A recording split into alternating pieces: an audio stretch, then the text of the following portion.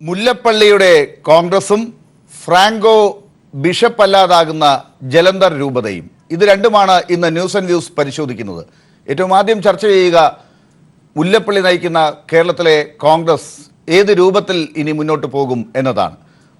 മുല്ലപ്പള്ളി നയിക്കുന്ന കോൺഗ്രസിന് ഇനി കേരളത്തിൽ അത്ഭുതങ്ങൾ സൃഷ്ടിക്കാനാകുമെന്നാണ് രാഹുൽ ഗാന്ധി കരുതുന്നതെങ്കിൽ തെറ്റി. പുതിയ മുഖങ്ങളെ പ്രഖ്യാപിച്ച് മണിക്കൂറുകൾ തികയും മുൻപ് സുധാകരന്റെ നിലപാട് കല്ലുകടിയായി. സമ്മർദ്ദങ്ങൾക്കൊടുവിൽ സുധാകരൻ വാഴുമ്പോഴും അഴിച്ചു പണിത കോൺഗ്രസിനെ പുതുക്കാൻ ശ്രമിക്കുന്ന മുല്ലപ്പള്ളിക്ക് ഗ്രൂപ്പ് മാനേജർമാരുടെ ഇടപെടൽ തലവേദന സൃഷ്ടിക്കുമെന്ന് ഉറപ്പായി കഴിഞ്ഞു. അഴിച്ചുപണിയിൽ കസേര തെറിക്കുന്നവരുടെ അതൃപ്തി കൂടി നേരിടേണ്ടി വരുമ്പോൾ കോൺഗ്രസിന് പുതിയ മുഖത്തിലൂടെ ആശ്വസിക്കാൻ വകയുണ്ടോ? ന്യൂസ് ആൻഡ് വ്യൂസ് അന്വേഷിക്കുമ്പോൾ ഉയരുന്ന ചോദ്യങ്ങൾ. കോൺഗ്രസിൽ ഐക്യം ഉറപ്പിക്കാൻ ഹൈക്കമാൻഡിന് ആയോ? സുധാകരന്റെ പടയൊരുക്കം മുല്ലപ്പള്ളിക്ക് തലവേദനയാകും. ബെന്നി ബെഹനാനിലൂടെ UDF നിയന്ത്രണം ഉമ്മൻചാണ്ടിക്ക്. മുരളീധരൻ പ്രചാരണത്തെ നിയന്ത്രിക്കുന്നത് കോൺഗ്രസിന് എന്ത് ഗുണം ചെയ്യും? നിലവിലെ സാഹചര്യത്തിൽ കോൺഗ്രസിലെ മുഖം മാറ്റം സംസ്ഥാന രാഷ്ട്രീയത്തിൽ എന്ത് മാറ്റമുണ്ടാക്കും? ആദ്യം പ്രധാന വാർത്തകൾ. മുല്ലപ്പള്ളിയുടെ നേതൃത്വം കോൺഗ്രസിന് പുതിയ മുഖം കേരളത്തിൽ നൽകുമോ എന്നാണ് ന്യൂസ് ആൻഡ് വ്യൂസ് പരിശോധിക്കുന്നത്. ചർച്ചയിൽ പങ്കെടുക്കുന്നത് കോൺഗ്രസ് നേതാവ് ഡൊമിനിക് പ്രസന്റേഷൻ, മുതിർന്ന മാധ്യമ പ്രവർത്തകർ ശ്രീ SR ശക്തിധരനും A സജീവനും, ഒപ്പം പുതുതായി നിയമിതരായ കോൺഗ്രസ് നേതാക്കളെ ടെലിഫോൺ ലൈനിലും പ്രതീക്ഷിക്കുന്നു. ശ്രീ ഡൊമിനിക് പ്രസന്റേഷൻ, മുല്ലപ്പള്ളി രാമചന്ദ്രനിലൂടെ എന്ത് മാന്ത്രിക വിദ്യയാണ് കേരളത്തിൽ കോൺഗ്രസ് പ്രതീക്ഷിക്കുന്നത്?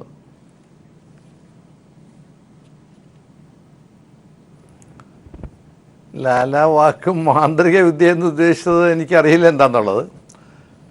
ഞങ്ങൾ ശ്രീ സുധീരൻ രാജിവെച്ചതിന് ശേഷം ശ്രീ ഹസൻ താൽക്കാലിക പ്രസിഡൻ്റായിട്ട് അദ്ദേഹം തുടരുകയായിരുന്നു. അന്ന് തന്നെ ഉണ്ടായിരുന്നു ഒരു പുതിയ പ്രസിഡൻറ്റിനെ കണ്ടെത്തേണ്ട ആവശ്യമുണ്ട്. അത് ചില ചർച്ചകൾ നടന്നു. ആ ചർച്ചകളുടെ ഒരു കൾമിനേഷൻ പോയിന്റിലാണ് ഒരു പുതിയ പരീക്ഷണം. ഞാൻ പറഞ്ഞത്, സാധാരണ ഈ വർക്കിംഗ് പ്രസിഡൻറ്റ് കേരളത്തിൽ ഉണ്ടായിട്ടില്ല, വൈസ് പ്രസിഡൻ്റൊക്കെ ഉണ്ടായിട്ടുള്ളൂ. അപ്പോൾ അത് മറ്റ് സംസ്ഥാനങ്ങളിൽ നിന്ന് പോലെ തന്നെ ഇവിടെ KPCക്ക് ഒരു പുതിയ പ്രസിഡൻറ്റും 3 വർക്കിംഗ് പ്രസിഡന്റുമാരും മറ്റ് സംവിധാനങ്ങൾ പ്രചരണത്തിന് അതുപോലെ UDFൻ്റെ കൺവീനർ സ്ഥാനത്ത് മാറ്റമുണ്ടായി. അപ്പോൾ ഒരു പുതിയ ടീമിനെ വെച്ചുകൊണ്ട് വരാൻ പോകുന്ന പാർലമെൻറ്റ് ഇലക്ഷൻ നേരിടാനുള്ള ഒരു സാധ്യതയാണ്, പോസിറ്റീവായ സാധ്യതയാണ് ഹൈക്കമാൻഡ് ആലോചിക്കാൻ നടപ്പാക്കാൻ ചെയ്തിട്ടുള്ളത്. ശ്രീ ഡൊമിനിക് പ്രസന്റേഷൻ, പോസിറ്റീവായി തന്നെ കോൺഗ്രസിനെ കണ്ടുകൊണ്ടുള്ള ഒരു ചർച്ചയാണ്. കോൺഗ്രസ് എന്ന് പറയുന്നത് കേരളത്തിലെ പ്രധാനപ്പെട്ട ഒരു പാർട്ടിയാണ്, ഒരു മുന്നണിയെ നയിക്കുന്ന പാർട്ടിയാണ്. അതിൻ്റെ മുഖം മാറുമ്പോൾ ചർച്ചയുണ്ടാകുമെന്നുള്ളത് സ്വാഭാവികം. പക്ഷേ ആ വേണ്ട രീതിയിലുള്ള ചർച്ച കേരളത്തിൽ കഴിഞ്ഞ 2 ദിവസമായി ഉണ്ടായോ എന്ന കാര്യത്തിലാണ് എനിക്ക് സംശയമുള്ളത്. പ്രധാനപ്പെട്ട ആ ചർച്ചയ്ക്ക് പകരം രാത്രി മണിക്കൂറിലെ ചർച്ചയിലൊക്കെ കോൺഗ്രസിനേക്കാൾ അപ്പുറമുള്ള വലിയ ചർച്ചകൾ ഉണ്ടാകുന്നു. ഇതിന് വലിയ പ്രാധാന്യം പോലും കിട്ടാതെ പോകുന്നുണ്ട്. കൈരളി അത് മാറ്റിവെച്ചുകൊണ്ടുള്ള ചർച്ചയ്ക്കാണ് ഈ നിമിഷത്തിൽ തുടക്കം കുറിച്ചിട്ടുള്ളത്. ഈ മുല്ലപ്പള്ളി രാമചന്ദ്രനും അങ്ങ് പറഞ്ഞതുപോലെയുള്ള വർക്കിംഗ് പ്രസിഡന്റുമാരും വലിയ മാറ്റമുണ്ടാക്കി 2019 പിടിക്കാൻ പോകുന്നു എന്ന് അങ്ങ് പറഞ്ഞല്ലോ. അതൊരു ആത്മവിശ്വാസം വേണ്ടത് തന്നെ ഇത്തരം ഒരു പാർട്ടിക്ക്. പക്ഷേ 2016 നഷ്ടപ്പെട്ട ആ ജനപിന്തുണ, പിന്നീട് ഇങ്ങോട്ടുള്ള ഉപതെരഞ്ഞെടുപ്പിൽ കണ്ട വല്ലാത്ത കാലിടർച്ച, BJPയുടെ വലിയ മുന്നേറ്റം, കോൺഗ്രസിൻ്റെ വലിയ മേഖലകൾ കീഴടക്കിക്കൊണ്ട് എന്ന വിശകലനങ്ങൾ, ഇതൊക്കെ കടത്തിവെട്ടാൻ കോൺഗ്രസിന് ആകുന്ന തരത്തിലുള്ള ഒരു മാറ്റത്തിനാണ് ഇപ്പോൾ തുടക്കം കുറിച്ചതെന്ന് എങ്ങനെ വിശദീകരിക്കാനാകും? ഈ ഓരോ സാഹചര്യത്തിലല്ല തീരുമാനം വരുന്നത്. അപ്പോൾ ഇപ്പോഴത്തെ സാഹചര്യത്തിനനുസരിച്ചാണ് തീരുമാനം വന്നതെന്നാണ് എൻ്റെ വിലയിരുത്തൽ. പ്രത്യേകിച്ച് സുധീരൻ മാറിയതിന് ശേഷം ഹസൻ വരുന്നു. ഇടയ്ക്ക് അങ്ങ് പറഞ്ഞതുപോലെ ഉപതെരഞ്ഞെടുപ്പ് ഞങ്ങൾ പ്രതീക്ഷയ്ക്ക് അപ്പുറത്തുള്ള വലിയ തോൽവി ഉണ്ടായിരിക്കുന്നു. അപ്പോൾ സ്വാഭാവികമായിട്ടും അണികളെ ഒരു വീര്യം കൊടുക്കാനും അതോടൊപ്പം തന്നെ ഇന്ത്യയിലും കേരളത്തിലും ഉരുത്തിരിഞ്ഞു വരുന്ന രാഷ്ട്രീയ സാഹചര്യങ്ങൾ അത് കോൺഗ്രസിന് അനുകൂലമായി മാറ്റിയെടുക്കാനുള്ളൊരു ശ്രമത്തിൻ്റെ ഭാഗമായിട്ടാണ് ശ്രീ മുല്ലപ്പള്ളിയെ KPC പ്രസിഡൻ്റായി കൊണ്ടുവന്നത് എന്നാണ് എൻ്റെ വിശ്വാസം. എന്തുകൊണ്ടെന്നാൽ മുല്ലപ്പള്ളി ഒരിക്കലും ഒരു കോൺട്രവേഴ്സി ഫിഗറായിട്ടുള്ള ആളായിരുന്നില്ല കേരള രാഷ്ട്രീയത്തിൽ. എന്നും അദ്ദേഹം അദ്ദേഹത്തിൻ്റെതായ രീതിയിൽ വർക്ക് നടത്തുകയും മലബാറിലാണ് അദ്ദേഹത്തിൻ്റെ ശ്രദ്ധ കൂടുതലുണ്ടായിട്ടുള്ളത്. അങ്ങനെ പോയിരുന്ന ഒരാളാണ്. കാരണം അത് 2 മന്ത്രിസഭ അംഗമായിരുന്നു. അപ്പോൾ അങ്ങനെ പക്ഷേ അദ്ദേഹത്തിൻ്റെ പേരിൽ ഒരിക്കലും ഒരു അലിഗേഷൻസ് ഒന്നും ഉണ്ടായിട്ടില്ല. ഒരു ക്ലീൻ ഇമേജ് ആളെന്ന് വേണമെങ്കിൽ പറയാം. അപ്പോൾ അങ്ങനെയുള്ള മാത്രമല്ല സോഫ്റ്റ് സ്പോക്കണാണ്. വലിയൊരു ഗ്രൂപ്പിൻ്റേതായ ഒരു വലിയ അതിപ്രസരം പണ്ടും അദ്ദേഹത്തിന് ഉണ്ടായിട്ടില്ല. അദ്ദേഹം ഐ ഗ്രൂപ്പിൻ്റെ ഭാഗമായി നിന്നപ്പോഴും എനിക്ക് തോന്നുന്നു അദ്ദേഹം അങ്ങനെ ഒരു എക്സ്ട്രീം ഗ്രൂപ്പുകാരനായിരുന്നില്ല. അപ്പോൾ അങ്ങനെയുള്ള പരിഗണനയിലാണ് അദ്ദേഹത്തെ കൊണ്ടുപോകുന്നത്. മാത്രമല്ല വളരെ കാലമായി മലബാറിൽ നിന്നും ഒരാൾ KPC പ്രസിഡന്റ് ആയിട്ടില്ല എന്നൊരു ചർച്ച പാർട്ടിക്കകത്ത് പലപ്പോഴും ഉണ്ടാവാറുണ്ട്. അപ്പോൾ അങ്ങനെയുള്ള പരിഗണനയൊക്കെ വെച്ചാണ് പ്രിവെയിലിംഗ് സാഹചര്യത്തിൽ അദ്ദേഹത്തെ പ്രസിഡന്റ് ആയിക്കൊണ്ട് 3 വർക്കിംഗ് പ്രസിഡന്റുമാരെ കൂടെ വെച്ചുകൊണ്ട് ഒരു പുതിയ ടീമിനെ നയിക്കാൻ. അതുപോലെ മുരളി KPC പ്രസിഡന്റായിരുന്ന ആളാണ്. അദ്ദേഹം ഇടക്കാലം കോൺഗ്രസ് ഇല്ലായിരുന്നു. അദ്ദേഹം വീണ്ടും തിരിച്ചു വന്നു. അദ്ദേഹം ആക്റ്റീവാണ്. ആ പ്രചരണം അദ്ദേഹത്തെ ഏൽപ്പിക്കുക. അല്ല UDFൻ്റെ കൺവീനർ അതുമായി താരതമ്യേന ചെറുപ്പം മീൻസ് ഒരു ഇപ്പോഴുള്ള കൺവീനറുമായി കമ്പയർ ചെയ്യുമ്പോഴേക്കും ശ്രീ ബെന്നി വളരെ ഊർജ്ജസ്വലം ഓടി നടക്കുന്ന ആളാണ്. അപ്പോൾ ആ രീതിയിലുള്ള ഒരു പുതിയ ടീമിനെ വെച്ചിരിക്കുന്നത്. ഇനിയും ഞങ്ങളുടെ പാർട്ടി സെറ്റപ്പ് കുറേയേറെ മാറാനുണ്ട്. ഭാരവാഹികളുടെ എണ്ണത്തിൻ്റെ കാര്യത്തിൽ ഉള്ള തീരുമാനം ഉണ്ടാവണം. അപ്പോൾ വീണ്ടും ഒരു റീവൈറ്റലൈസ് പാർട്ടിയെ നടത്താനുള്ള ഒരു ശ്രമം നടത്തിക്കൊണ്ടിരിക്കുന്ന ഒരു റീജനറേഷൻ. അപ്പോൾ അതിന് എൻ്റെ ഒരു വിലയിരുത്തലിൽ ഈ ടീം ഒരുമിച്ച് പോകാൻ കഴിഞ്ഞാൽ അതിന് കുറേയേറെ മാറ്റം ഉണ്ടാക്കാൻ കഴിയും എന്ന വിശ്വാസമാണ് എനിക്കുള്ളത്. ശരി, അപ്പോഴും ഉയരുന്ന ചോദ്യം, എന്ത് പ്രത്യേകതയാണ് മുൻകാലങ്ങളിൽ നിന്ന് ഈ തവണ ഉണ്ടായത് എന്ന് തന്നെയാണ്. അങ്ങ് പറഞ്ഞ ക്ലീൻ ഇമേജ്, സോഫ്റ്റ് സ്പോക്കൺ പ്രതിച്ഛായ, ഗ്രൂപ്പിൻ്റെ ആളല്ല എന്ന തോന്നൽ, മലബാറിനൊരു പ്രാതിനിധ്യം, ഇതൊക്കെ മുല്ലപ്പള്ളിക്ക് ഇപ്പോൾ അനുകൂലമായെങ്കിൽ ഇത് ഇത്തരത്തിലുള്ള ഒരുപാട് ഈ മലബാർ ഇങ്ങനെയുള്ള ഈ പ്രത്യേകതകളൊക്കെ ഉള്ള ഒരാളിനെ വേറെയും കണ്ടെത്താൻ കോൺഗ്രസ് പോലൊരു പാർട്ടിക്ക് വലിയ പ്രത്യേകത ഒന്നും വലിയ ബുദ്ധിമുട്ടൊന്നും ഉണ്ടാകേണ്ട കാര്യമില്ല. അപ്പോൾ അതിനപ്പുറം തന്ത്രപരമായ ഒരു മാറ്റം എന്ന് ഒരുപക്ഷെ പറയാൻ ശ്രമിക്കുന്നത് ശ്രീ ഡൊമിനിക് പ്രസന്റേഷൻ മുല്ലപ്പള്ളി എന്നുള്ളതിനപ്പുറം, ഞാൻ അങ്ങയിലേക്ക് തിരിച്ചു വരാം. ശ്രീ ഡൊമിനിക് പ്രസന്റേഷൻ, ഞാൻ നേരത്തെ ചർച്ചയിൽ ചോദിച്ച ചോദ്യത്തിലേക്ക് വരികയാണ്. അതിനിടയിൽ വളരെ പ്രധാനപ്പെട്ട ഒരു വാർത്തയിലേക്ക് നമുക്ക് പോകേണ്ടി വന്നു, ക്ഷമിക്കുക. ഇപ്പോൾ അങ്ങ് പറഞ്ഞതുപോലെയുള്ള മുല്ലപ്പള്ളി രാമചന്ദ്രൻ്റെ വ്യക്തിപരമായ പ്രത്യേകതകൾക്കപ്പുറം അങ്ങ് തന്നെ ചൂണ്ടിക്കാട്ടിയതുപോലെയുള്ളൊരു വൈശിഷ്ട്യമാണ് ഇത്തവണ ഉണ്ടായിട്ടുള്ളത്. 3 വർക്കിംഗ് പ്രസിഡന്റുമാർ 3 മേഖലകളായി തിരിച്ചുകൊണ്ട്, ഒപ്പം പ്രചാരണത്തിൻ്റെ ചുമതല മുരളീധരന്, UDFൻ്റെ കൺവീനറായി ബെന്നി ബെഹനാൻ, ഇങ്ങനെ ഒരു പ്രത്യേകത വരുന്നു എന്നുള്ളത്, ഇങ്ങനെ ഒരു ടീം എന്നുള്ളത് തന്നെയാണോ ഇതിനകത്തൊരു പ്രത്യേകതയായി, ഇതുവരെ കണ്ടിട്ടില്ലാത്തൊരു പ്രത്യേകതയായി ഈ സവിശേഷ സാഹചര്യത്തിൽ കോൺഗ്രസിന് വേണ്ട ഒരു ടീമായി പറയുന്നത്? അല്ലെ, കോൺഗ്രസ് എപ്പോഴും ഈ കേരളത്തിൽ അടിത്തറയുള്ള ഒരു പാർട്ടിയാണ്. ഒരു ജനകീയ അടിത്തറയുള്ള പാർട്ടിയും എല്ലാ ബൂത്തുകളിലും ഒക്കെ പാർട്ടി വർക്കേഴ്സുള്ള പാർട്ടിയാണ്. പക്ഷേ പലപ്പോഴും ചില കാലഘട്ടങ്ങളിൽ തിരഞ്ഞെടുപ്പ് കാലത്ത് ഉണ്ടാകുന്ന ചില പ്രത്യേകതകളും അതുപോലെ തന്നെ അന്നത്തെ സാഹചര്യത്തിലൊക്കെ കോൺഗ്രസ് ക്ഷീണം ഉണ്ടായിട്ടുണ്ട്. അത് ഞാൻ സമ്മതിക്കുന്നു.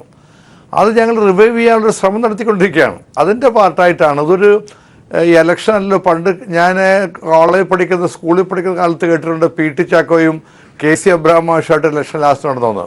പിന്നീട് ഞങ്ങൾ കണ്ടിട്ടുള്ളത് വരദായൻ നായരും അതുപോലെ തന്നെ CM സ്റ്റീഫൻ ഇലക്ഷൻ നടന്നിട്ടുണ്ട്. പിന്നീട് ഞങ്ങളൊക്കെ ആക്റ്റീവായുള്ള സമയത്താണ് ശ്രീ AK ആന്റണി വയലാറിവ്യ ഇലക്ഷൻ നടന്നിട്ടുള്ളത്. പക്ഷെ അപ്പോഴൊക്കെ തെരഞ്ഞെടുപ്പ് കഴിയുമ്പോഴേക്കും 2 സെറ്റിനെങ്ങൾ ഉൾപ്പെടുത്തിയുള്ള മുന്നേറ്റമാണ് പോകാറുള്ളത്. കമ്മിറ്റിക്കകത്തുണ്ടാവും, ഭാരവാഹിത്വമുണ്ടാകും, ധാരണത്തിൽ പോവും, ഒരു ഇൻറ്റേർണൽ പാർട്ടി അഡ്ജസ്റ്റ് ഉണ്ടാകാറുണ്ട്. പക്ഷേ ഇവിടെ കഴിഞ്ഞ കുറേ കാലമായി ഒരു പ്രസിഡന്റ് സെലക്ഷനാണ്. AIC സെലക്ട് ചെയ്യുകയാണ്. ഇപ്പോൾ സുധീറിനെ സെലക്ട് ചെയ്തു. അത് അദ്ദേഹം മാറിയപ്പോഴേക്കും തൽക്കാലത്തെ ഹസൻ വന്നു. ഇപ്പോൾ ഒരു നേതൃത്വ സെലക്ഷനാണ്. അപ്പോൾ ആ സെലക്ഷൻ വരുമ്പോഴേക്കും പല ഫാക്ടേഴ്സ് കണക്കിലെടുത്താണ് ഒരു ടീമിനെ കൊണ്ടുവന്നിരിക്കുന്നത്. ഞങ്ങളുടെ വിലയിരുത്തൽ പ്രിവെയിലിംഗ് കണ്ടീഷൻസിൽ ഈ ടീമിന് മുന്നോട്ട് പോകാൻ കഴിയുമെന്നാണ് ഞങ്ങളുടെ പ്രതീക്ഷ. അങ്ങനെ ഒരു പ്രതീക്ഷയിൽ മുന്നോട്ട് പോകാൻ പറ്റുള്ളൂ. ശ്രീ ഡൊമിനിക് ഈ പറഞ്ഞ പല ഫാക്ടേഴ്സ് എന്ന് പറയുന്നത് ഗ്രൂപ്പ് താല്പര്യം തന്നെയല്ലേ? അല്ല, ഗ്രൂപ്പ് ഒരു യാഥാർത്ഥ്യമാണ് കോൺഗ്രസിൽ. ഞങ്ങളില്ലെന്ന് പറഞ്ഞിട്ടില്ലല്ലോ. കേരളത്തിൽ ഗ്രൂപ്പുണ്ട്. പക്ഷേ ഗ്രൂപ്പ് ഉള്ളപ്പോഴും ഒരു വർക്കിംഗ് അറേഞ്ച്മെൻ്റ് ഉണ്ടാവും എപ്പോഴും. അപ്പം അങ്ങേക്ക് തന്നെ അറിയാമല്ലോ, 2001 നോമിനേഷൻ കൊടുത്തതിന് ശേഷമാണ് ലീഡർ ബഹളം ഉണ്ടാക്കിയിട്ട് 3 പേരെ മാറ്റിയത്. പക്ഷെ ഞങ്ങൾ 3 പേരും ജയിച്ചു. ആ ഇലക്ഷൻ ജയിച്ചു, അപ്പോൾ 3 പേരും ജയിച്ചു. അപ്പോൾ കേരളത്തിൽ പലപ്പോഴും ഗ്രൂപ്പുകൾ അതിപ്രസരം ഉള്ളപ്പോഴും ഞങ്ങൾ ഇലക്ഷൻ ജയിച്ചിട്ടുണ്ട്. ചിലപ്പോൾ തോറ്റിട്ടുണ്ട്. അപ്പോൾ ഞാനിനി പറയുന്നത്, ഞങ്ങളിപ്പോൾ ഇപ്പോഴത്തെ പ്രിവെയിലിംഗ് സിറ്റുവേഷൻ വെച്ചിട്ട് ഒരു ടീമിനെ ഞങ്ങൾ ഏൽപ്പിക്കുന്നു. ഈ കുറച്ച് മാസങ്ങളേ ഉള്ളൂ. കേന്ദ്രത്തിൽ ഭരിക്കുന്ന BJP ഗവൺമെൻറ് വലിയ വെല്ലുവിളിയാണ്, സംശയക്കാരില്ല. അതുപോലെ കേരളത്തിലും ഭരിക്കുന്ന ഇടതുപക്ഷ മുന്നണിയുമായുള്ള ഞങ്ങളും ഇടതുപക്ഷം തമ്മിൽ നല്ല ഫൈറ്റ് കേരളത്തിൽ. അപ്പോൾ അതൊക്കെ വെച്ചിട്ട് തീർച്ചയായിട്ടും കോൺഗ്രസ് ശക്തിപ്പെടുകയും UDF ശക്തിപ്പെടുകയും അടുത്ത പാർലമെന്റ് ഇലക്ഷനിൽ ഭൂരിപക്ഷം സീറ്റ് കിട്ടുമോ എന്നുള്ള വലിയൊരു ശ്രമം ഞങ്ങൾ നടത്തിക്കൊണ്ടിരിക്കുകയാണ്. അതിൽ വിജയിക്കുമെന്ന ഒരു ശുഭപ്രതീക്ഷയോടുകൂടിയാണ് ഞങ്ങൾ ഈ പുതിയ ടീമിനെ ഇറക്കിയിട്ടുള്ളത്. ശരി, ഞാൻ തിരിച്ചു വരാം. വളരെ പ്രധാനപ്പെട്ട ചില ചോദ്യങ്ങൾ ഇടയ്ക്ക് വരുന്നതിന് അതിലേക്ക് കടക്കുന്നതിന് മുൻപ് ഈ ഘട്ടത്തിൽ മറ്റതിഥികളിലേക്ക് കൂടി ഒന്ന് പോവുകയാണ്. ശ്രീ SR ശക്തിധരൻ, ഇപ്പോൾ ശ്രീ ഡൊമിനിക് പ്രസന്റേഷൻ പറഞ്ഞത് അനുസരിച്ചാണെങ്കിൽ വലിയ പ്രതീക്ഷയും വലിയ പ്രത്യേകതകളും അവകാശപ്പെടാൻ ശ്രമിക്കുമ്പോഴും ഈ ഗ്രൂപ്പ് താല്പര്യത്തിനപ്പുറം എത്രമാത്രം ഈ പറയുന്ന പുതിയ മുഖത്തിനും മാറാൻ സാധിച്ചിട്ടുണ്ട് എന്ന കാര്യത്തിൽ അദ്ദേഹത്തിന് വ്യക്തത വരുത്താനായോ എന്ന കാര്യത്തിൽ എനിക്ക് സംശയമുണ്ട്.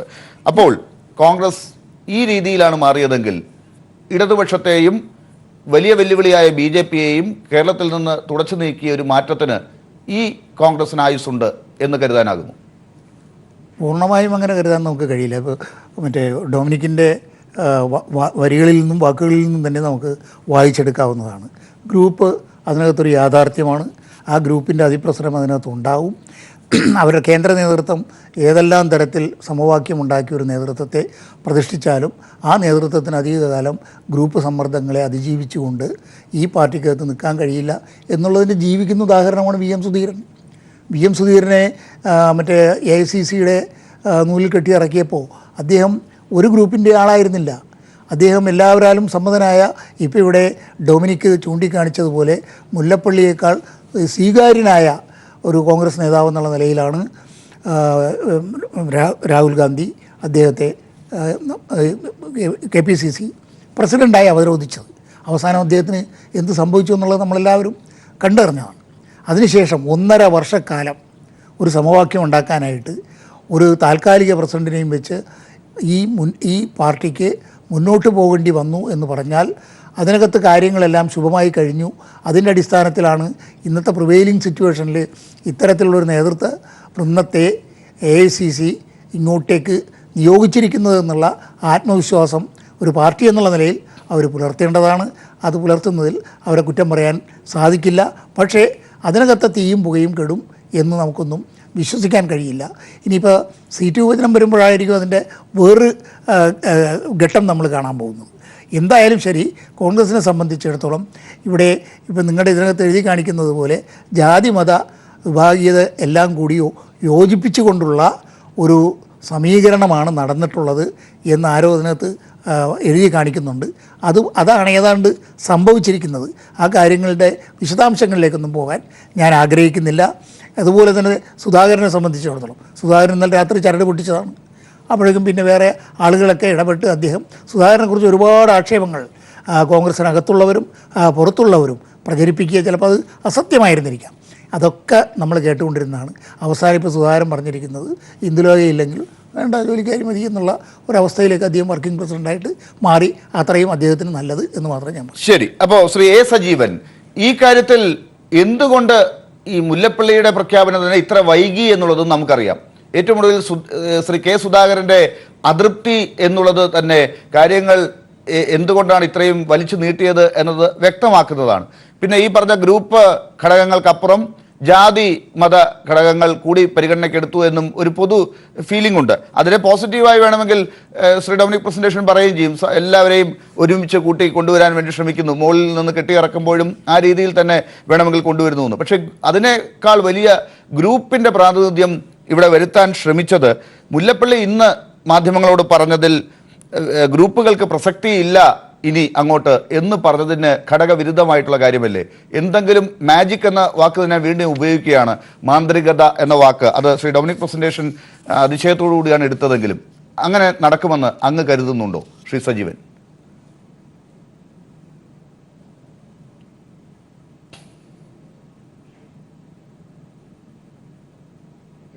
ഇല്ല, ഇതില് വളരെ തമാശ തോന്നുന്നൊരു കാര്യം, ഗ്രൂപ്പിന്റെ പ്രസക്തി ഇല്ല എന്ന് മുല്ലപ്പള്ളി പറയുമ്പോൾ ഇവിടെ കുറെ ഗ്രൂപ്പുകാർ ചേർത്തിട്ടാണ് ഇപ്പൊ കുറെ പ്രസിഡന്റുമാര്. ഒരു KPC പ്രസിഡന്റ് അല്ലല്ലോ, വർക്കിംഗ് ആയാലും വർക്കിംഗ് അല്ലെങ്കിലും ഒക്കെ കുറെ പ്രസിഡന്റുമാരുള്ള ഒരു സംസ്ഥാനമായിട്ട് മാറുകയാണ് കേരളം. ഇവിടെ കേരളത്തിന്റെ ആകെ വലിപ്പത്തിലുള്ള കാര്യം നമുക്കറിയാം.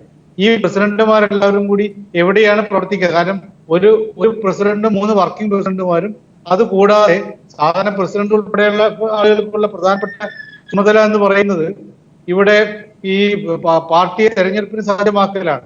തെരഞ്ഞെടുപ്പിന് സജ്ജമാക്കാനായിട്ട് കമ്മിറ്റിയുടെ ചെയർമാനായിട്ട് ഒരാൾ, അപ്പൊ ഏതാണ്ട് 5 പ്രസിഡന്റുമാരുടെ ചുമതല വഹിക്കുന്ന ആളുകളായിട്ട് ഇവിടെ വരികയാണ്. ഇവരെല്ലാവരും ഓരോ ഗ്രൂപ്പുകളെ പ്രതിദാനം ചെയ്യുന്ന ആളുകളുമാണ്.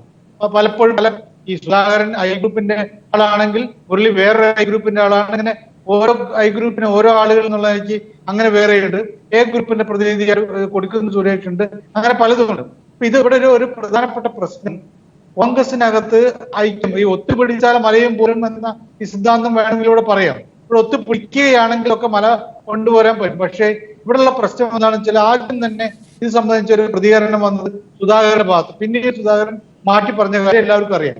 പക്ഷേ ആദ്യത്തെ പ്രതികരണത്തിന് അദ്ദേഹത്തിന് മനോഭാവമുണ്ട്. എങ്ങോട്ടേക്കായിരിക്കും പോകാൻ പോകുന്നത്? ഈ മുല്ലപ്പള്ളി രാമചന്ദ്രന്റെ കീഴിൽ ഈ പറയുന്ന 3 വർക്കിംഗ് പ്രസിഡന്റുമാർ ഇരിക്കുമ്പോൾ എന്തെല്ലാം തരത്തിലായിരിക്കും അവരുടെ പ്രതികരണം എന്നുള്ള കാര്യം നമുക്കറിയാം.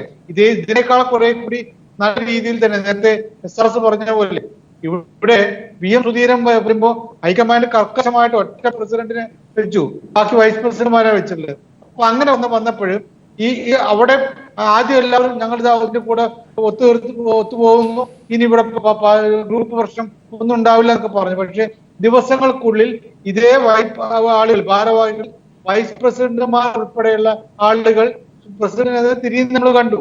അതിശക്തമായിട്ട് KPCC അകത്താണെങ്കിലും പുറത്താണെങ്കിലും അതേപോലെ കണ്ടു. ഇവിടെ നമുക്കറിയാം ഗ്രൂപ്പ് വൈരമുള്ള ആളുകളാണ് ഇപ്പൊ ഭാരവാഹിത്വത്തിൽ ഉള്ളത്. അങ്ങനെ വരുമ്പോഴും അവരിപ്പോഴൊക്കെ ഞങ്ങളുടെ പ്രശ്നങ്ങളൊന്നും ഇല്ല എന്ന് പറയുമ്പോൾ പോലും ഇത് മനസ്സുകൊണ്ട് ഒന്നാവാൻ കഴിയുമ്പോൾ, ഇപ്പൊ ഗ്രൂപ്പ് ഒക്കെ മാറ്റിവെച്ചു എന്നൊക്കെ പറയുമ്പോഴും കുറെ ആളുകൾ നിർത്തിയിട്ടുണ്ട്. ഇതിനപ്പുറത്ത് ഇവർക്ക് മനസ്സുകൊണ്ട് ഒന്നാകാൻ പറ്റുമോ? കോൺഗ്രസിന് അനിവാര്യമായിട്ടുള്ളത് മനസ്സുകൊണ്ട് ഒന്നായിട്ടുള്ള മുന്നേറ്റമാണ്. രാഹുൽ ഗാന്ധി ആഗ്രഹിക്കുന്നതും അതാണ്. നേരത്തെ VM സുധീരനെ വെച്ചപ്പോഴും ഇപ്പോഴും ഒരു പ്രസിഡന്റ് വേണമെന്നപ്പോൾ നിങ്ങളുടെ ആളുകളെല്ലാം കൊണ്ട് വർക്ക് ചെയ്യാനായിട്ടുള്ള പ്രസിഡന്റുമാർ കുറച്ച് പേരുണ്ടാവട്ടെ എന്ന് അതും വെച്ചു. എന്നിട്ടും ഇത് ഒറ്റ മനസ്സോട് കൂടിയിട്ട് പോകുമോ എന്നുള്ള ചോദ്യം വളരെ പ്രസക്തമായിട്ട് ഇപ്പോൾ നിൽക്കുന്നുണ്ട്. ഡൊമിനിക് പ്രസന്റേഷൻ, അപ്പോ അതാണ് ഏറ്റവും പ്രധാനപ്പെട്ട ചോദ്യം ഈ ഘട്ടത്തിൽ ഉയരുന്നത്. എത്രമാത്രം ഗ്രൂപ്പുകൾക്ക് തൃപ്തി ഉണ്ടായി, മറ്റു ഘടകങ്ങൾ എത്രമാത്രം തൃപ്തിപ്പെടുത്തി എന്നതിനപ്പുറം കോൺഗ്രസ്സുകാരെല്ലാവരും ഒറ്റ മനസ്സായി ഒരു കുടക്കീഴിൽ എന്ന വണ്ണം വന്ന ഒരു വലിയ മാറ്റം കോൺഗ്രസിനെ സ്നേഹിക്കുന്ന ആളുകൾക്ക് കോൺഗ്രസിലേക്ക് എത്താൻ തക്കവണ്ണം പാകത്തിൽ ഉണ്ടായി എന്ന് പറയാൻ പറ്റുന്നില്ലല്ലോ. അവിടെയാണല്ലോ ഗ്രൂപ്പ്, പഴയ ഗ്രൂപ്പുകൾ തന്നെ പുതിയ മുഖങ്ങൾ വരുമ്പോഴും ഓരോ രൂപത്തിൽ ഇനിയിപ്പോ മറ്റ് ഭാരവാഹികളെ കൊണ്ടുവരേണ്ടി വരുമ്പോഴും ഇതിനൊക്കെ തന്നെ പ്രാധാന്യം കൊടുക്കേണ്ടി വരും. മുല്ലപ്പള്ളി രാമചന്ദ്രന് അതിനായിരിക്കും തലവേദന കൂടുക. അതൊക്കെ എങ്ങനെയാണ് ശരിയായി മുന്നോട്ട് കൊണ്ടുപോവുക? ശ്രീ സജീവൻ പറഞ്ഞത് എനിക്ക് മുഴുവൻ കേൾക്കാൻ കഴിഞ്ഞില്ല. എന്നാലും ഇപ്പോൾ ലാല് പറഞ്ഞതിൽ നിന്ന് ഞാൻ ഗ്രഹിക്കുകയാണ്. ലാല് ഒരു കാര്യം മറന്നിട്ട് കാര്യമുണ്ടോ? നമ്മളത് കണ്ടു നടത്തിയ കാര്യമുണ്ടോ? കോൺഗ്രസിനകത്ത് ഗ്രാസ് റൂട്ട് ലെവലിൽ തൊട്ട് മുകളിലോട്ടുള്ളവർക്ക് അവർക്ക് അഫിലിയേഷൻസ് ഉണ്ട്, യാഥാർത്ഥ്യമല്ല അത്. അതുകൊണ്ട് അത് ഗ്രൂപ്പ് എന്ന് പറയാൻ പറ്റുമോ? ഓരോ പ്രദേശത്തും കോൺഗ്രസ്സുകാർ വർക്ക് ചെയ്യുന്നുണ്ട്. ചിലപ്പോൾ വാർഡിൽ ഗ്രൂപ്പ് ഉണ്ടാവില്ല, പക്ഷേ മണ്ഡലത്തിൽ ഗ്രൂപ്പ് ഉണ്ടാവും. ചിലപ്പോൾ ബ്ലോക്കിലുണ്ടായേക്കാം. DCC ഇപ്പോൾ എറണാകുളം DCCയിൽ ഗ്രൂപ്പ്, പക്ഷേ ഞങ്ങൾ നന്നായിട്ട് ഒരുമിച്ച് വർക്ക് ചെയ്യുന്നവരാണ്. ഇവിടെ ഞങ്ങൾ ഒരുമിച്ച് ചെയ്യുന്നതാണ് കോർപ്പറേഷൻ പറഞ്ഞ് ഞങ്ങൾ പിടിച്ചത്. അപ്പോൾ അതുകൊണ്ട് ഞങ്ങൾ ഇപ്പം തന്നെ നഷ്ടപ്പെട്ട 2 മുനിസിപ്പൽ ഞങ്ങൾ തിരിച്ചു പിടിച്ചു, മരടും അതുപോലെ തന്നെ തൃക്കാക്കരയും. അപ്പോൾ ഗ്രൂപ്പുകളുണ്ടെങ്കിലും ഗ്രൂപ്പുകൾക്ക് അതീതമായി കോൺഗ്രസ്സുകാരെ ഒരുമിക്കുകയും ആ ഒരുമിച്ച് ഞങ്ങൾ വിജയത്തിലേക്ക് പോകണം എന്നൊരു ചിന്താഗതി ഉണ്ടായാൽ ഒരു സംശയം വേണ്ട, കോൺഗ്രസ് വിജയത്തിലേക്ക് വരും. അത് ഈ ഗ്രൂപ്പ് മാനേജർമാർ എന്ന് പറയുന്നവർക്ക്, ഗ്രൂപ്പിന്റെ മുകളിൽ നിൽക്കുന്ന ആളുകൾക്ക് ഒരു പ്രശ്നം വരുമ്പോൾ മാത്രമാണ് അങ്ങനെ ഒരു ചിന്ത വരുന്നത്. അല്ലാതെ ഒരു തത്വശാസ്ത്രം ഈ ഗ്രൂപ്പിന് അതീതമായി ഇല്ല. ഗ്രൂപ്പുകളെ നയിക്കുന്നത് തത്വശാസ്ത്രമല്ല, വ്യക്തികളാണ്. ഈ A ഗ്രൂപ്പ് എന്ന് പറഞ്ഞാൽ ശ്രീ ഉമ്മൻചാണ്ടിയുടെ നേതൃത്വത്തിൽ, I ഗ്രൂപ്പ് ശ്രീ രമേശ് ചെന്നിത്തലയുടെ നേതൃത്വത്തിൽ, അതല്ലെങ്കിൽ മറ്റ് ഗ്രൂപ്പുകൾ. VM സുധീരന് ഗ്രൂപ്പില്ല എന്ന് പറയുന്നത് മുല്ലപ്പള്ളി അവതരിപ്പിച്ചതുപോലെയാണ്, നേരത്തെ SRS പറഞ്ഞതുപോലെയാണെങ്കിൽ വന്നത്. പക്ഷെ അദ്ദേഹത്തിനും അദ്ദേഹത്തിന്റെ താല്പര്യങ്ങൾ, ഓരോരുത്തർക്കും താല്പര്യങ്ങൾ എന്നുള്ള നിലയ്ക്ക് മുന്നോട്ട് പോകുമ്പോൾ ശ്രീ K മുരളീധരന് അദ്ദേഹത്തിന്റെ ഒരു ഗ്രൂപ്പ് താല്പര്യം അദ്ദേഹം കാണിക്കുന്നില്ലെങ്കിലും അദ്ദേഹത്തിനെ പ്രത്യേകിച്ച് എടുത്തു കാണിക്കേണ്ട സന്ദർഭമുണ്ട് എന്നത് മനസ്സിലാക്കി ഒരു പ്രാതിനിധ്യം ഇങ്ങനെയൊക്കെ പോകുന്നത് എങ്ങനെയാണ് ഈ താഴെത്തട്ടിലേക്കും ഒക്കെ ഇനി അങ്ങോട്ട് സ്വീകാര്യമാകുക? അല്ല, ഏത് പാർട്ടിയിലാണ് ഇതുപോലത്തെ അടുപ്പമില്ലാത്തത്? CPM ആണല്ലോ നമ്മുടെ ഇന്ത്യയിലെ ഏറ്റവും ഒരു ലെഫ്റ്റ് പാർട്ടികളെ ഒരു എന്താ പറയുക, ഒരു അച്ചടക്കമുള്ള ഒരു വര വരച്ച അതിനകത്തുമുള്ള പാർട്ടിയല്ലേ. അവിടെയും പ്രശ്നമുണ്ടല്ലോ. Polit bureau തൊട്ടായിട്ടൊരു പ്രശ്നമില്ലേ? കേരളത്തിൽ ഇല്ല ഇപ്പോഴും. അപ്പോൾ അങ്ങനെ പറഞ്ഞ് എല്ലാ പാർട്ടികളിലും ഇതുപോലെ ഓരോ ലൈക്സ് ആൻഡ് ഡിസ്ലൈക്സ് ഉണ്ട്. നേതാക്കൾ തമ്മിൽ ചിലപ്പോൾ ഒരുമിച്ച് കൂടും, ചിലപ്പോൾ ഒരു പ്രത്യേകമായിട്ട് നിൽക്കും. അതിന് വേണമെങ്കിൽ ഗ്രൂപ്പ് എന്ന് വിളിക്കാൻ തെറ്റൊന്നുമില്ല. പക്ഷെ ഞാനീ പറയുന്നത് അത് ഇല്ലാതാക്കി ഒരു പാർട്ടിക്കും പോകാൻ കഴിയില്ലല്ലോ. ഇന്ത്യയിൽ ഏത് പാർട്ടിയുടെ അങ്ങനെ പോകുന്നത്? ഇപ്പോഴും BJPയിൽ മോഡിയുടെ അപ്രമാദിത്വമാണ്. എന്നാൽ പോലും അതിന്റെ അകത്ത് ഡിസന്റ് വരുന്നുണ്ട്. ഞാനൊന്ന് വ്യക്തമായി ചോദിച്ചാൽ, ഇപ്പോ CPM-ന്റെ കാര്യം അങ്ങ് പറഞ്ഞു. നമുക്ക് CPM പ്രതിനിധി എന്നുള്ള നിലയ്ക്ക് ഇവിടെ ആരുമില്ല, മാധ്യമ പ്രതിനിധികളും ഒക്കെ ഉള്ളൂ. പക്ഷെ എന്നാലും അങ്ങ് പറഞ്ഞതുപോലെയാണോ ഇപ്പോ ഒരു LDF കൺവീനറെ തീരുമാനിക്കുന്നത് ഒരു ഗ്രൂപ്പിന്റെ ആളെന്നുള്ള നിലയ്ക്കാണോ? അങ്ങനെയല്ലല്ലോ വരുന്നത്. അതല്ലെങ്കിൽ വക്താവായി വരുന്ന ആളുകളുടെ നേതൃത്വം, പ്രചാരണത്തിന്റെ നേതൃത്വം കൊടുക്കുന്നത് മറ്റൊരു ഗ്രൂപ്പിന്റെ ആളായിരിക്കണം. വർക്കിംഗ് സെക്രട്ടറിമാരോ പ്രസിഡന്റുമാരോ കമ്മ്യൂണിസ്റ്റ് പാർട്ടിക്ക് ഉണ്ടെങ്കിൽ അത് 3 ഗ്രൂപ്പിന്റെ ആളുകളായിരിക്കണം. അതൊക്കെ എല്ലാ പാർട്ടിയിലും ഉണ്ടല്ലോ എന്ന് പറഞ്ഞാകുമോ ഇടതുപക്ഷത്തുണ്ടാകുക? അവിടെ ഒരു കോമൺ മിനിമം പരിപാടി ഉണ്ടാകും.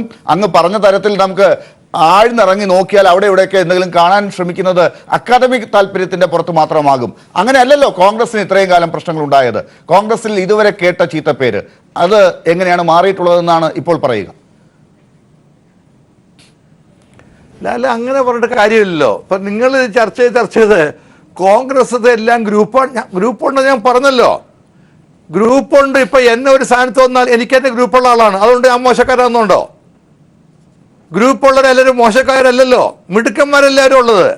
അപ്പോൾ ഓരോ കോൺഗ്രസ്സിൽ ഓരോ മറ്റു പാർട്ടി വ്യത്യസ്തമായി കോൺഗ്രസിനകത്ത് കുറച്ചുകൂടെ ലൂസ് പാർട്ടിയാണ് കോൺഗ്രസ്.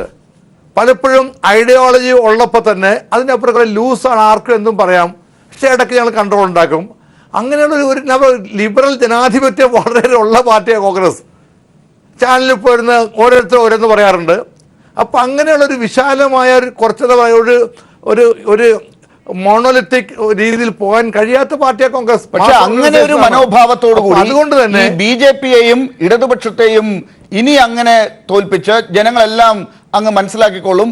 ഞങ്ങളുടെ ഈ ലിബറൽ ജനാധിപത്യം എന്ന് പറയുന്നത് ചാനലിൽ പോയി എന്ത് പറഞ്ഞാലും കുഴപ്പമില്ല, ആരോടും എന്തും പറയാം, ഒരു ഗ്രൂപ്പിന്റെ ഭാഗം എന്നുള്ള നിലയ്ക്ക് ഞങ്ങൾക്ക് സ്ഥാനങ്ങൾ കിട്ടും, ഇതൊക്കെ പറഞ്ഞ് ഇനി അങ്ങോട്ട് മുന്നോട്ട് പോകാം എന്ന് ശ്രീ ഡൊമിനിക് പ്രസന്റേഷൻ കരുതുന്നുണ്ടോ? അതാണോ ഈ 2016 മുതൽ ഇങ്ങോട്ട് പാർട്ടി കണ്ടത്? ലാൽ ഏതായാലും കോൺഗ്രസ് വിജയിക്കണമെന്ന് ആഗ്രഹിക്കുന്ന ആളല്ലോ മനസ്സിലെങ്കിലും. അല്ലാതെ അങ്ങ് എങ്ങനെയാണ് കണ്ടെത്തിയത്? കോൺഗ്രസ് പരാജയപ്പെടണമെന്ന് ഞാൻ ആഗ്രഹിച്ചു. പ്രസന്റേഷൻ ഏത് അളവുകോൽ വെച്ചാണ് അളന്നത്? ഇപ്പോൾ ഞാൻ അങ്ങനെ കരുതിയിട്ടില്ല, അങ്ങനെ അളക്കേണ്ടതുമില്ല. ചോദ്യം ചോദിക്കില്ല. അല്ല, അങ്ങനെയുണ്ട്. ഞാൻ പിൻവലിക്കുന്നു. ഇപ്പൊ അപ്പുറത്തിരിക്കുന്ന രണ്ട് മാധ്യമപ്രവർത്തകരും കോൺഗ്രസ് തന്നെ ജയിച്ചോളൂ അഭിപ്രായമുള്ളവരല്ലോ, അവർക്ക് അവരുടെ അഭിപ്രായമുള്ളവരാണ്. അപ്പൊ ഞാൻ പറയുന്നത് ഓരോരുത്തരുടെ അഭിപ്രായം റിലേറ്റീവാണ്. നിങ്ങൾ കാണുന്ന മാരെയല്ല ഞങ്ങൾ കാണുന്നത്. അത്ര എനിക്ക് അതിനെപ്പറ്റി പറയാനുള്ളൂ. ഞാൻ പറഞ്ഞല്ലോ, ഞങ്ങളുടെ ഈ പ്രിവെയിലിംഗ് സാഹചര്യത്തിൽ ഞങ്ങളൊരു ടീമിനെ ഇറക്കിയിരിക്കുന്നു. ആ ടീമായി ഞങ്ങൾ മുന്നോട്ട് പോകുന്നു. പിന്നെ നിങ്ങൾക്കെല്ലാം അഭിപ്രായം പറയാം, അതിൽ ഞാൻ എതിർക്കില്ല. നിങ്ങൾക്ക് തന്നെ അവകാശമുള്ളവരാണ്. കോൺഗ്രസിനെ കുറിച്ച് സജീവനും അതുപോലെ ശക്തിധരനും അവരുടെ അഭിപ്രായം പറയാം. പക്ഷെ ആ അഭിപ്രായമാണ് ലാലിന്റെ അഭിപ്രായം പറയാം. ആ അഭിപ്രായമാണ് ശരിയെന്ന് എനിക്ക് പറയാൻ പറ്റുമോ? ശരി, പ്രവർത്തിച്ച് തെളിയിക്കണം. കോൺഗ്രസ് അത് ജനങ്ങളുടെ ഇടയിൽ പ്രവർത്തിച്ച് അംഗീകാരം നേടിയത് തെളിയിക്കണം. അത് മാത്രമേ ഉള്ളൂ. ഞാൻ ഇടവേളയിലേക്ക് പോകുകയാണ്. അതിനു മുമ്പ് ഒരു ചോദ്യം ഇടുകയാണ്.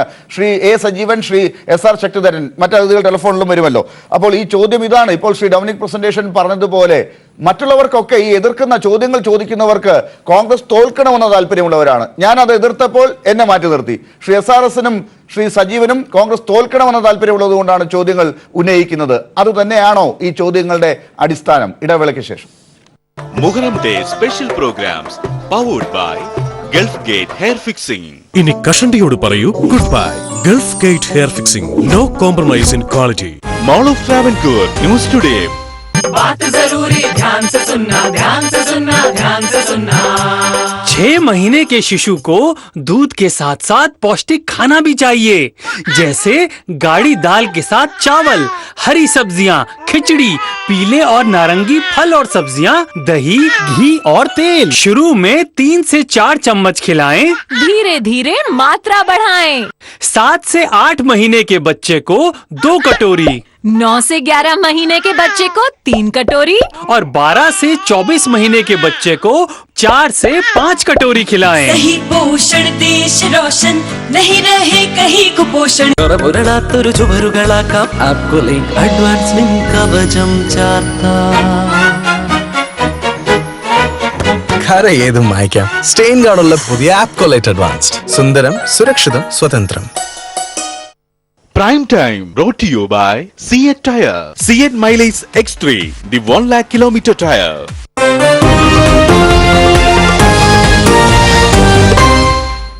ശ്രീ എസ് ആർ ശക്തിധരൻ, അപ്പോൾ നിങ്ങളൊക്കെ ചോദ്യങ്ങൾ ചോദിക്കുന്നത് ഈ ഘട്ടത്തിൽ കോൺഗ്രസ് നന്നാകരുത്, തോൽക്കണം എന്നുള്ളത് കൊണ്ടാണെന്ന് കരുതുന്നുണ്ട് ശ്രീ ഡൊമിനിക്കിനെ പോലെയുള്ളവരെങ്കിലും.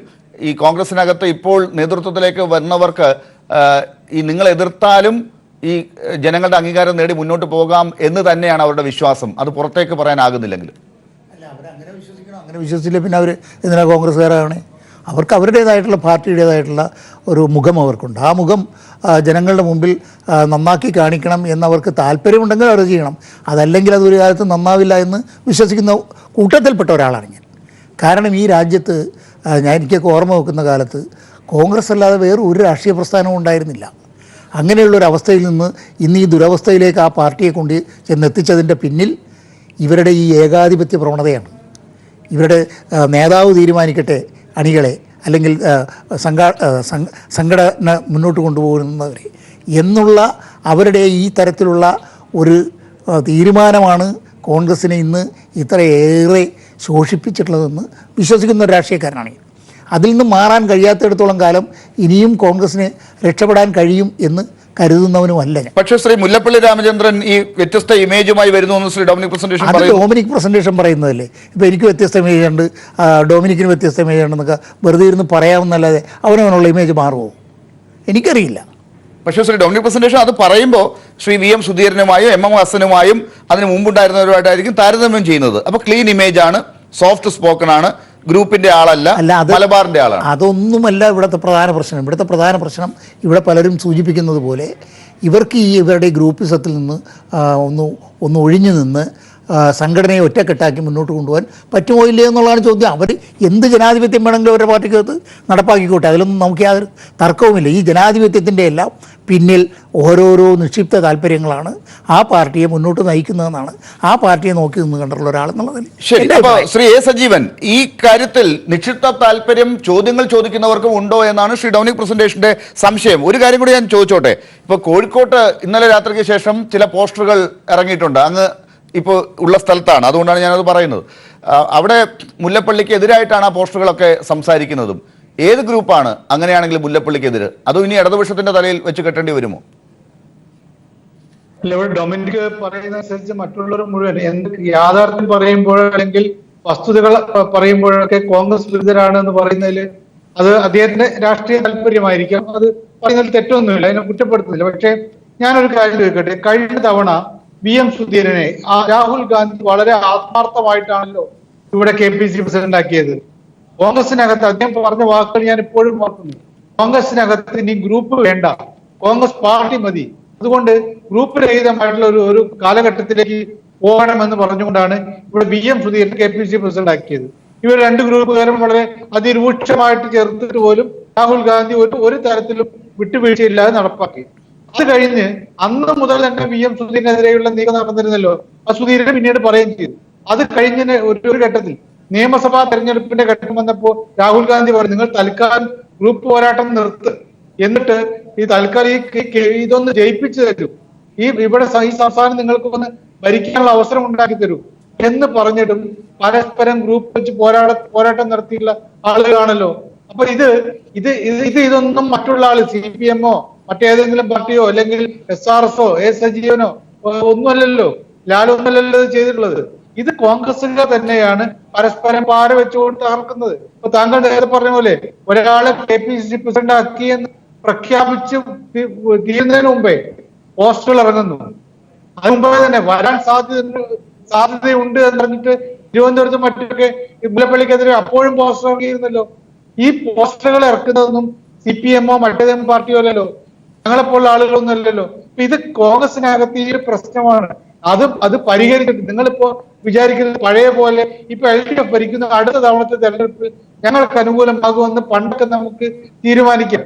LDF ആണെങ്കിലും UDF ആണെങ്കിലും മാറി മാറി ഭരിക്കും. ഇപ്പൊ BJP വലിയ ശക്തിയായിട്ട് ഇവിടെ നിൽക്കുന്നുണ്ട്. BJP അവരുടെ സാന്നിധ്യം അറിയിച്ചിട്ടുണ്ട്. അപ്പൊ അങ്ങനെ അപകടകരമായിട്ട് ഒരു സംഭവം മുന്നിൽ ഉണ്ടാകുമ്പോൾ ഒത്തൊരുമയോട് കൂടിയിട്ട് പോകേണ്ടതാണ്.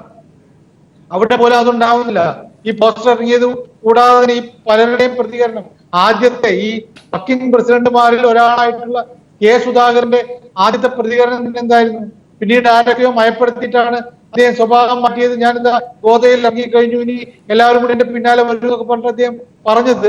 അത് രണ്ടാമത് വേറെ ആരൊക്കെ മയപ്പെടുത്തിയത് കൊണ്ടാണ് എന്നാണ് പിന്നീട് പുറത്തു വന്ന വാർത്ത. എന്തായാലും ആദ്യത്തെ അദ്ദേഹത്തിന്റെ പ്രതികരണം എന്തായിരുന്നു? ഇവിടെ ഇത് കേട്ട പല ആളുകളുടെയും പ്രതികരണം എന്തായിരുന്നു? ഇങ്ങനെയുള്ള കുറെ പ്രശ്നങ്ങളുണ്ട്. ശരി, അപ്പോ ശ്രീ ഡൊമിനിക് പ്രസന്റേഷനും അത് തന്നെയാണോ പറയുന്നത്? ശ്രീ ഡൊമിനിക് പ്രസന്റേഷൻ, അതായത് ഗ്രൂപ്പുകൾക്ക് അതീതമായി വന്ന VM സുധീരനെ ഇവിടെ പ്രസിഡന്റായി തുടരാൻ അനുവദിച്ചില്ല, ജീവിക്കാൻ അനുവദിച്ചില്ല എന്ന് അദ്ദേഹം തന്നെ മാധ്യമങ്ങളോട് പറഞ്ഞതാണ്. അപ്പോ അത് ഇനി നടക്കില്ല എന്നറിഞ്ഞതുകൊണ്ട് ഗ്രൂപ്പ് താല്പര്യങ്ങൾ കൂടി ഇവിടെ ഉണ്ട് എന്ന് അങ്ങ് പറഞ്ഞതുപോലെ മനസ്സിലാക്കി മുന്നോട്ട് പോകുന്ന ഒരാളെന്നുള്ള നിലയ്ക്ക് മുല്ലപ്പള്ളി വരുന്നു എന്ന് വേണമോ കരുതാൻ? നിയമസഭാ തെരഞ്ഞെടുപ്പ് കാലത്ത് പോലും വിജയിക്കാൻ വേണ്ടി പോലും ഒരു നേരത്തേക്ക് ഈ ഗ്രൂപ്പ് താല്പര്യം മാറ്റിവെക്കാതിരുന്ന ആ ഒരു അവസ്ഥയാണ് ഇപ്പോൾ A. സജീവൻ പോലും ഓർമ്മിപ്പിച്ചത്. പോസ്റ്ററുകൾ ഇറങ്ങിയത് ഞാൻ ഇന്നലത്തെ കോഴിക്കോട്ടെ കാര്യം മാത്രമല്ല ശ്രീ സജീവൻ ചൂണ്ടിക്കാട്ടി. ഇന്ദിരാഭവന്റെ മുന്നിൽ തിരുവനന്തപുരത്ത് മുല്ലപ്പള്ളി വരാൻ പോകുന്നു അറിഞ്ഞപ്പോൾ ഉണ്ടായ പോസ്റ്ററുകൾ. അപ്പൊ ഇവിടെയൊക്കെ പോസ്റ്റർ ഒട്ടിക്കുന്നത് ആരാണ്? അപ്പൊ ഈ താല്പര്യങ്ങളൊക്കെ ഗ്രൂപ്പൊക്കെ എങ്ങനെയാണ് മുന്നോട്ട് പോകുന്നത്? എന്ത് മാറ്റം അപ്പോൾ ഉണ്ടാക്കും എന്ന് ഇനി പ്രതീക്ഷിക്കണം ശ്രീ ഡൊമിനിക് പ്രസന്റേഷൻ. ആരും കോൺഗ്രസ് വിരുദ്ധരല്ല എന്ന് കൂടി എടുത്തു പറയുകയാണ്, നന്നാകാൻ വേണ്ടി പറയുകയാണ്, വേണമെങ്കിൽ ഉപയോഗിച്ചോളൂ എന്നും.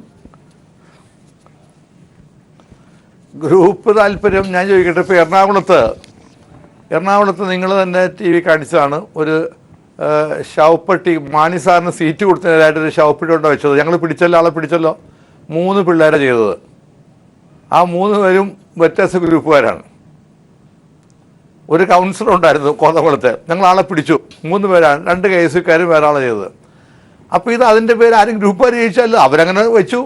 വേറൊരു രീതിയിൽ വേണം ശ്രീ ഡൊമിനിക് പ്രസന്റേഷൻ കാണാൻ. അത് കോൺഗ്രസിനെ സ്നേഹിക്കുന്ന യുവാക്കളുടെ ചെറുപ്പക്കാരുടെ ഒരു പ്രതികരണമാണത്. അത് ഗ്രൂപ്പിനും അതീതം. അതാണ് അങ്ങനെയുള്ള എല്ലാ ഗ്രൂപ്പുകാരും കൂടി ചേർന്ന് നിങ്ങൾക്കെതിരായി പ്രതികരിക്കുന്ന ശവപ്പെട്ടി കൊണ്ടുവന്ന് വെച്ചത് കണ്ടല്ലോ. ചെറുപ്പക്കാർ അതാണ് ചിന്തിക്കുന്നത്, ഗ്രൂപ്പുകൾക്ക് അതീതമല്ല. അല്ല ലാലെ, അത് അവർ പാർട്ടിയെ സ്നേഹിക്കുന്നവരല്ല. രാഷ്ട്രീയത്തിലെ ഐക്യമുണ്ട് പൊളിറ്റിക്സല്ല കേരളത്തിൽ ഇടപെടുന്നത്. ആ പ്രായോഗിക രാഷ്ട്രീയം മനസ്സിലാക്കാത്ത വിവരക്കേടാണത്. ഇപ്പം ഞാൻ ചോദിക്കട്ടെ, എന്തിനാണ് CPM ജനറൽ എന്തിനാ എടുത്തത്? അങ്ങോട്ട് എടുത്തതിനാ? രാഷ്ട്രീയമാണത്. ഐക്യമുണ്ട് അവരുടെ LDF ശക്തിപ്പെടുത്തണം.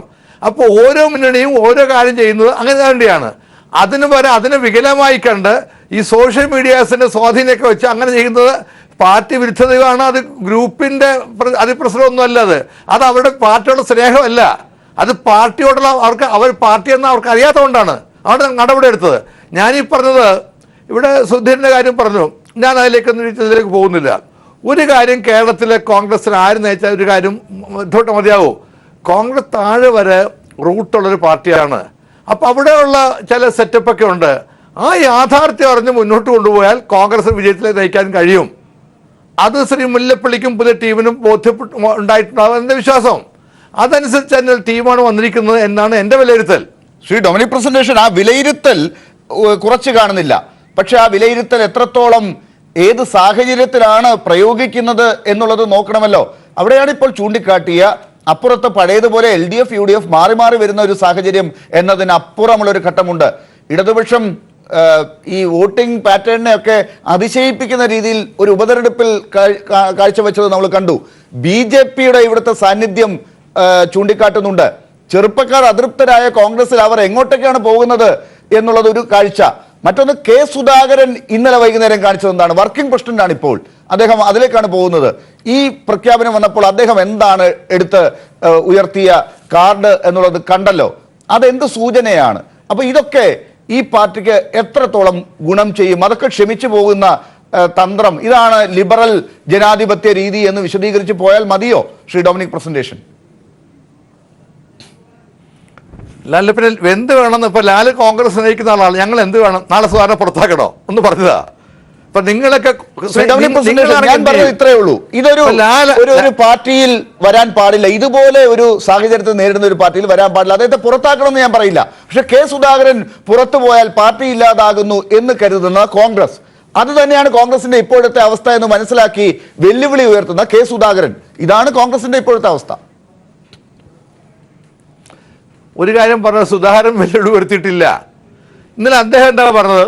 അദ്ദേഹം പറഞ്ഞത് എനിക്ക് ഒഫീഷ്യലായിട്ട് കമ്മ്യൂണിക്കേഷൻ കിട്ടിയിട്ടില്ല, അത് കമ്മ്യൂണിക്കേഷൻ കിട്ടി. അദ്ദേഹം പത്രക്കാരെ തന്നെ നിങ്ങളുടെ മുമ്പിൽ ചില അദ്ദേഹം പറഞ്ഞത് ചില മിസ്യൂസ് ചെയ്തു അദ്ദേഹത്തെ. അതുകൊണ്ട് അദ്ദേഹം തന്നെ പറഞ്ഞല്ലോ വേണമെങ്കിൽ നമുക്ക് മാധ്യമങ്ങളെ അവരെ കുറിച്ച് കുറ്റം പറയാം, അങ്ങ് പറഞ്ഞതുപോലെ മറ്റുള്ളവരൊക്കെ കോൺഗ്രസ് വിരുദ്ധരെന്ന് പറയാം. എന്തുകൊണ്ട് 3 വർക്കിംഗ് പ്രസിഡന്റുമാരിൽ ഒരാൾക്ക് മാത്രം ഇന്ന് വാർത്താ സമ്മേളനം നടത്തേണ്ടി വന്നു? ഒരാൾ മാത്രം ഇങ്ങനെ ആ ഒഫീഷ്യൽ കമ്മ്യൂണിക്കേഷൻ വരുന്നത് വരെ ഞാൻ ഇങ്ങനെയാണ് പ്രതികരിക്കുക എന്ന നിലപാടെടുത്തു? അത് അദ്ദേഹത്തിന്റെ അഭിപ്രായമാണോ? ഞാൻ പറഞ്ഞല്ലോ, ഇപ്പൊ നിങ്ങൾ സജീവം വി എസ് സുധീരനെ കുറിച്ച് പറഞ്ഞല്ലോ. വി എസ് സുധീരൻ നിലപാട് എന്തായിരുന്നു വളരെ കാലമായ പാർട്ടിക്കകത്ത്? പ്രസിഡന്റ് ആയതിനു ശേഷം അങ്ങനെ. അപ്പൊ ഓരോരുത്തരുടെ ശൈലികളുണ്ടത്. കോൺഗ്രസ് അതൊക്കെ ഉൾക്കൊള്ളുന്ന പ്രസ്ഥാനമാണ്, മറ്റു പാർട്ടികൾ വ്യത്യസ്തമാണത്. അത് മാത്രമേ എനിക്ക് അതിനെപ്പറ്റി പറയാനുള്ളൂ. ശരി, അവസാനത്തെ ചില മിനിറ്റുകളിലേക്ക് പോകാം. ശ്രീ SR ശക്തിധരൻ, എന്ത് തീരുമാനമാണ് ഇപ്പോൾ പുതിയ മുഖം വരുമ്പോൾ മാറി ഈ പ്രവർത്തിക്കുന്ന രീതിയിൽ ഉണ്ടാകുന്നത് എന്നതാണ് ഇനി അറിയാനുള്ളത്. ആ കാര്യത്തിൽ ഞങ്ങൾ പ്രവർത്തിച്ച് കാണിക്കുമെന്ന് തന്നെ ശ്രീ ഡോമിനിക് പ്രസന്റേഷൻ ഇപ്പോഴും പറയുന്നു. പക്ഷേ ശ്രീ കെ സുധാകരൻ എടുത്ത നിലപാട് ഒന്ന്.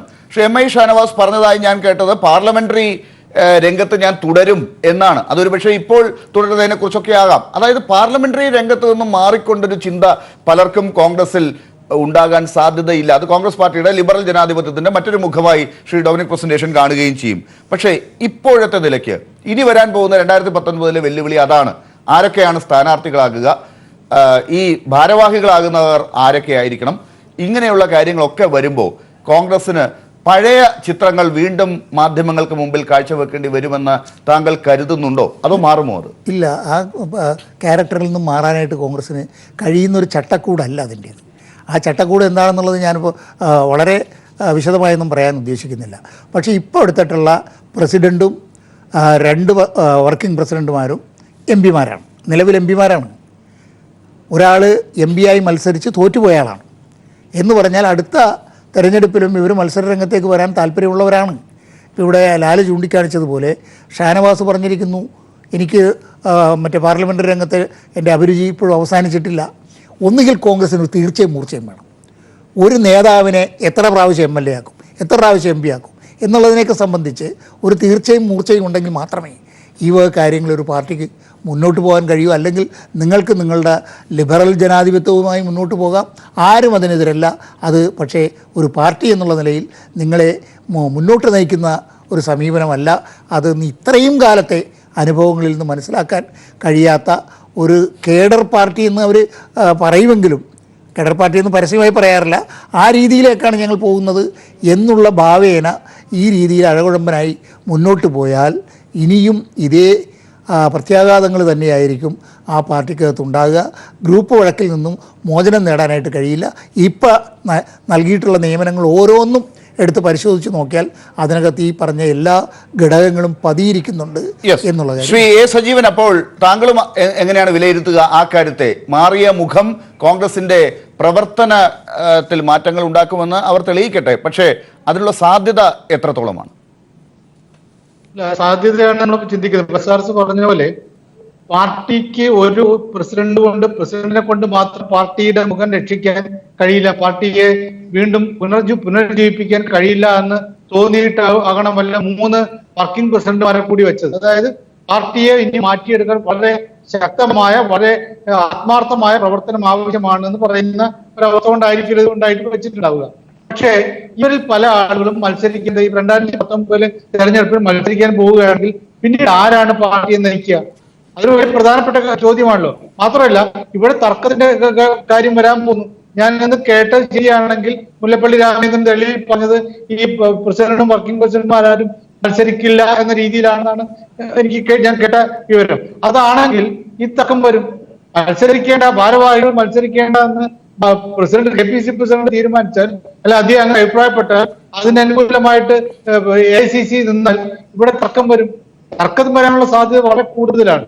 അപ്പൊ ഈ മാത്രമല്ല വേറെ കമ്മിറ്റിയുടെ കാര്യമുണ്ട്. കമ്മിറ്റികൾ ഇപ്പോഴുള്ള ജംബോ കമ്മിറ്റിയിൽ നിന്നും അത് വളരെ കുറയ്ക്കും, 3-1 കുറയ്ക്കും, 3-2 കുറയ്ക്കുമെന്ന് പറഞ്ഞിട്ടുള്ളത്. അപ്പോഴും കുറെ ആളുകൾക്ക് സ്ഥാനം നഷ്ടപ്പെടുന്ന പ്രശ്നം വരും. ഇതൊക്കെ ഗ്രൂപ്പ് പ്രസിഡന്റ്, ഗ്രൂപ്പ് നേതാക്കന്മാർക്ക്, ഗ്രൂപ്പ് മാനേജർമാർക്ക് തലവേദന ഉണ്ടാക്കുന്ന കാര്യമാണ്. ആ ഒരു പ്രശ്നമുണ്ട്. ഇവിടെ മത്സരിക്കാനും പാർട്ടിയെ നയിക്കാനും മത്സരിക്കാനും ഞങ്ങൾ തന്നെ വേണം എന്ന ചിന്തയോടുകൂടി പോയതാണ് ഇത്രയും കാലം കോൺഗ്രസ് ഉണ്ടായ കുഴപ്പം.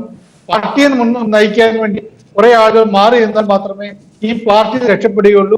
ആ ലക്ഷ്യത്തോടു കൂടിയിട്ടാണ് രാഹുൽ ഗാന്ധി ഇവിടെ ഒരു പ്രസിഡന്റ് മാത്രം പോരാ, 3-4 പ്രസിഡന്റുമാർ വേണം എന്ന നിലയിൽ 3 വർക്കിംഗ് പ്രസിഡന്റുമാരെ കൂട്ടി വെച്ചത്.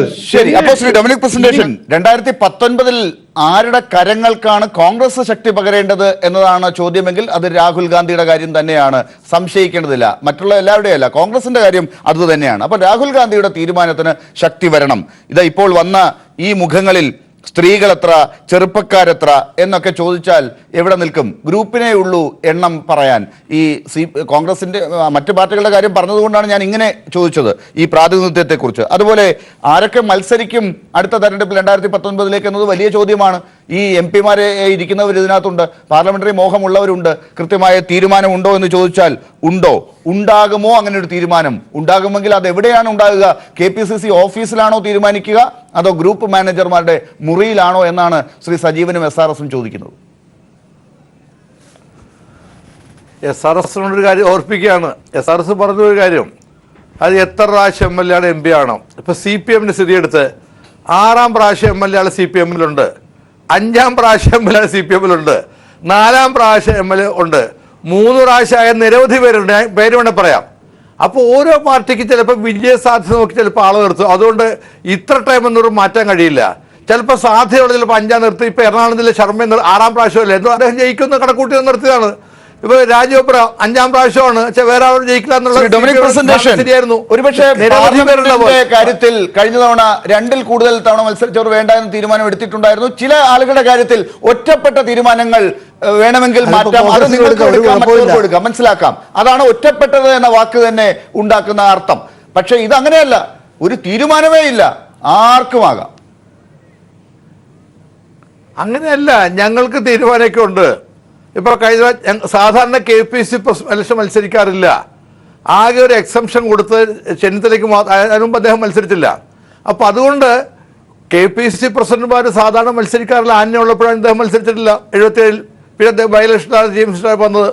അപ്പോൾ പാർട്ടിക്ക് ഉണ്ട്. പിന്നെ ഈ പറയുന്ന മാതിരി ഒരു സ്ഥാനാർത്ഥിത്വത്തിന്റെ കാര്യം വരുമ്പോഴേക്കും ഓരോ സീറ്റിലും ഓരോ ഘടകം നോക്കി ആരാണ് വിന്നിങ്. ചിലപ്പോൾ അദ്ദേഹം 4-ാം പ്രാവശ്യമായിരിക്കും കൊടുക്കേണ്ടി വരും, ചിലപ്പോൾ 2-ാം പ്രാവശ്യം ജയിച്ചാൽ മാറ്റേണ്ടി വരും. അത് ഓരോ പാർട്ടിയും ഓരോ സീറ്റിന്റെയും ഘടകങ്ങൾ നോക്കി ചെയ്യേണ്ട കാര്യമില്ല. അല്ലാതെ നമ്മൾ എല്ലാ തവണയും ചർച്ച ചെയ്യുന്നത് തന്നെയാണ്. ഇതേ മറുപടി തന്നെയാണല്ലോ ശ്രീ ഡൊമിനിക് പ്രസന്റേഷൻ എല്ലാ തവണയും തരുന്നതും.